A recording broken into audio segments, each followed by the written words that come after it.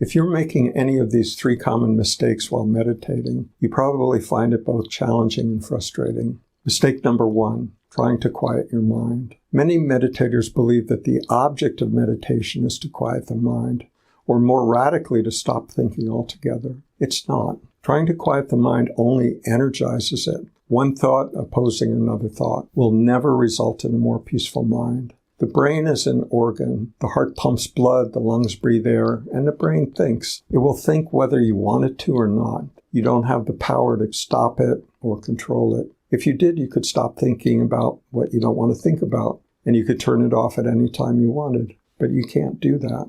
Fortunately, you don't have to. Thoughts are not the problem.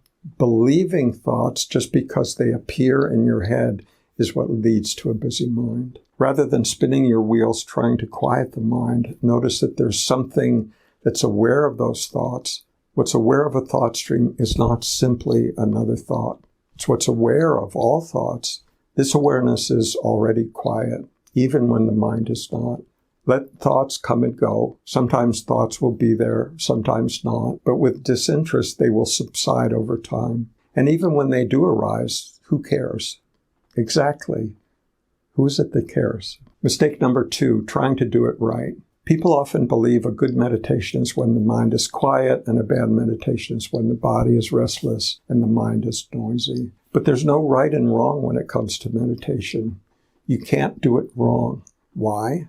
Because meditation doesn't have a goal. When you meditate, your experience will always be whatever it is. Who are we to say what experience is the right one? Sometimes the body-mind just needs to release some energy, and that energy is discharged consciously from the body-mind. It can feel confusing or even chaotic. It's not pleasant, but maybe necessary. However, what is important is recognizing that which is conscious of your experience, whatever that experience is. This formless presence is not just another experience. It is what notices all experiences. So let the experiences come and go and rest in this awareness as the awareness. Sometimes the show is in vivid color, and sometimes the experiential show will subside. Awareness is what is aware of whatever show is playing. This essential beingness that we are is not diminished by the presence of any particular experience and is not enhanced by the absence of experience. This awareness does not have a preference and is not demanding anything. Simply remain attentive as best you can to whatever's happening. Since any experience is okay from the perspective of this awareness, you can't do it wrong. Mistake number 3.